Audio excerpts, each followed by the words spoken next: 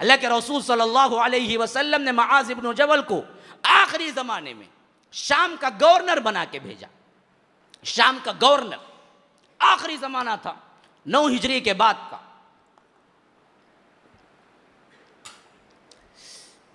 अल्लाह के रसूल पैदल चले, हज़रत मुआज़ इब्न जबल सवार थे। कहा कि अल्लाह के रसूल ये कैसी बेअदबी है, मैं सवार आप पैदल, या तो इजाज़त दीजिए मैं उतर जाता हूँ, या तो आप भी सवार हो जाइए, या आप सवार हो जाए मैं पैदल चलता हूँ। कहा कि नहीं मुआज़, अल्लाह की राह में चंद नेकियां लेने का मुझे मौका मिला है तो मैं क्यों ना छोड़ दूँ।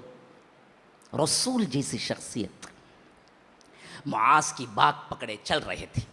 अल्लाह के रसूल ने इजाज़त नहीं दी उतरने की, मुआज़ तुम बैठे रहो। यहाँ तक कि मदीने का बॉर्डर आ गया, यहाँ से अब शाम को निकलने वाले थे। और रिकाब में जहाँ पर क्या है, घोड़े के ऊपर रख के पाँव रख के चढ़ा जाता है, उसे बोलते हैं रिकाब। जिस तरह क्या है गाड़ियों के लिए सीढ़ियाँ होती हैं, उसी तरह घोड़ों पे क्या होता है, उनके जीन के साथ रिकाब होता है जिसमें पाँव रख के चढ़ते हैं।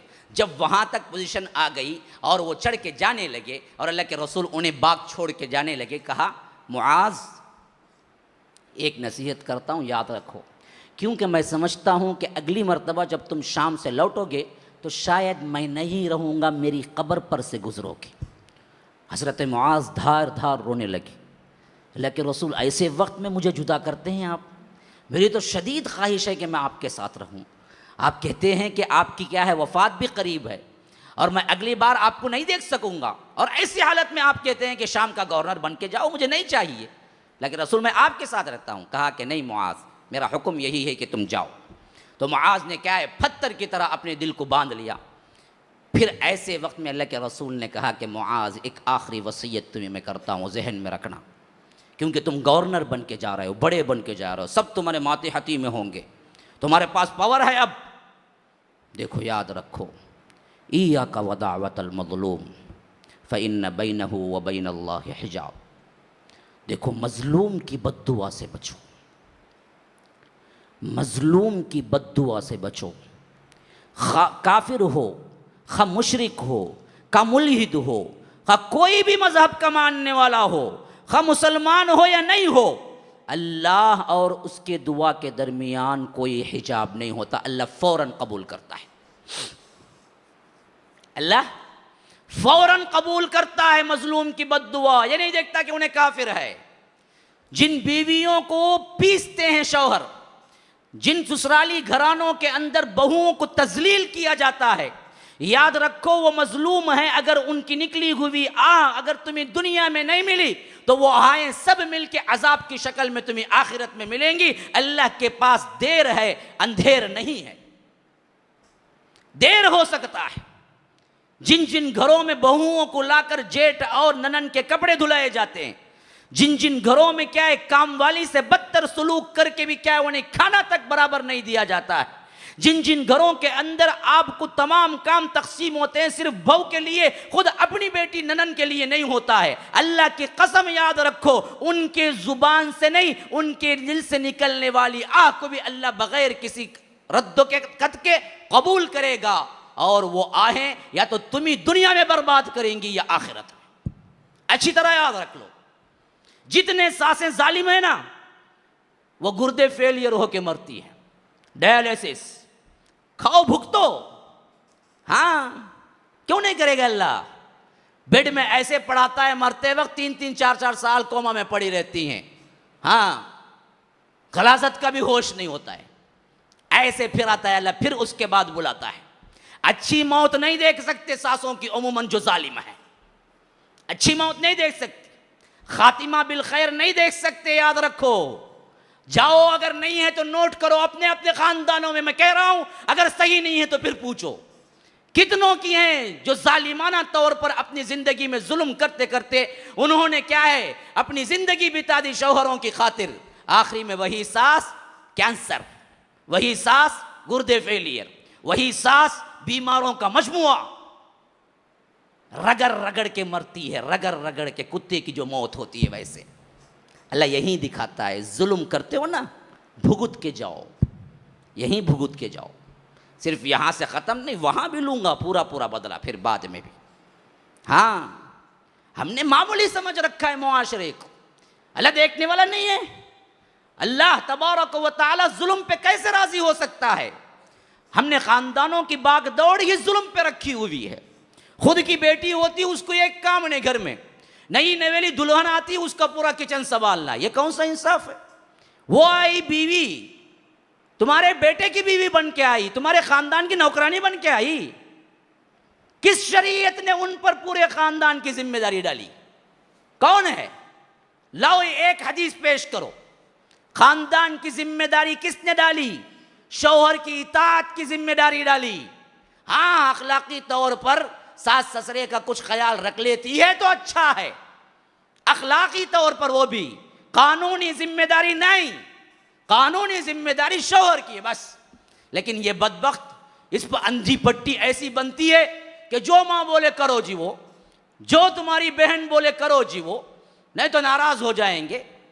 तो याद रखो, तुझे माँ के नाराज होने का डर है, अल्लाह के नाराज होने का डर नहीं। अल्लाह तबारक व तआला छोड़ दे, अल्लाह तबारक व तआला इसको माफ कर देगा, अल्लाह तबारक व तआला इस जिंदगी से रफ़ो दरगुजर कर देगा? नहीं, अल्लाह अपने तौर पर कोताही गुनाह होता है तो माफ कर सकता है।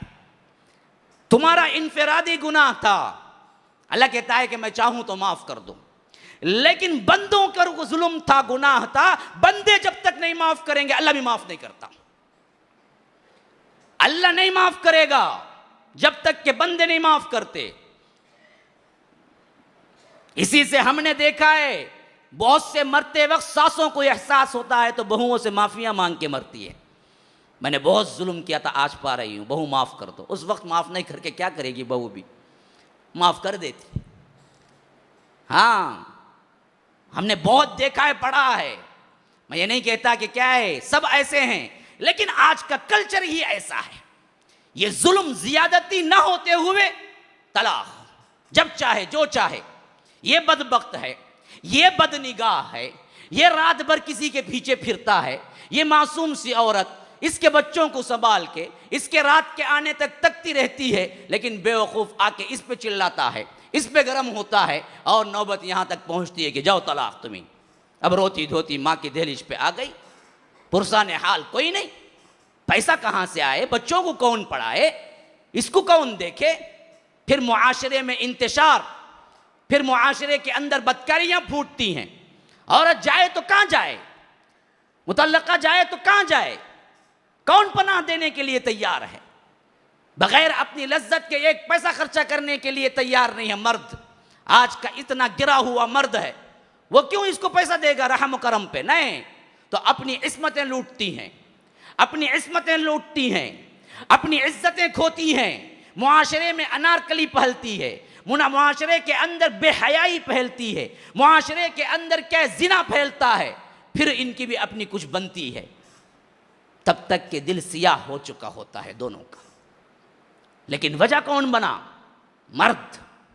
अगर ये बदबख्त तलाक न देता तो इस मासूम सी बच्ची जो आज जानी बन चुकी है, एक घरवाली बन के जिंदगी गुजार रही होती। इसने शुरू किया था। अल्लाह छोड़ देगा इसको? अल्लाह माफ कर देगा इसको? क्या सोच रखे हैं अल्लाह के बाद? अल्लाह जालिम के सपोर्ट करेगा? मजलूम से अल्लाह तबारक व तआला छोड़ देगा? फिर तो अल्लाह इंसाफ वाला कहां रहा? अल्लाह के इंसाफ का तकाजा है। अल्लाह की कसम खा के कहता हूं, दोबारा कहता हूं, सहबारा कहता हूं, अल्लाह के इंसाफ का तकाजा है। अल्लाह मुंसिफ है। इसके लिए जरूरी है कि इन बदबख्तों को अल्लाह तबारक व तआला जहन्नम का अजाब का मजा चकाएगा। मामूली नहीं है। तुम रोजेदार बन जाओ, लेकिन तुम बीवी के साथ क्या करते हो अल्लाह को मालूम है। तुम तहज्जुद गुजार बन जाओ, तुम लोगों के सामने बड़े नमाजी बन जाओ, लेकिन मामलात में तुम सही नहीं हो तो याद रखो अल्लाह तबारक व तआला के पास से छुट के नहीं जा सकते।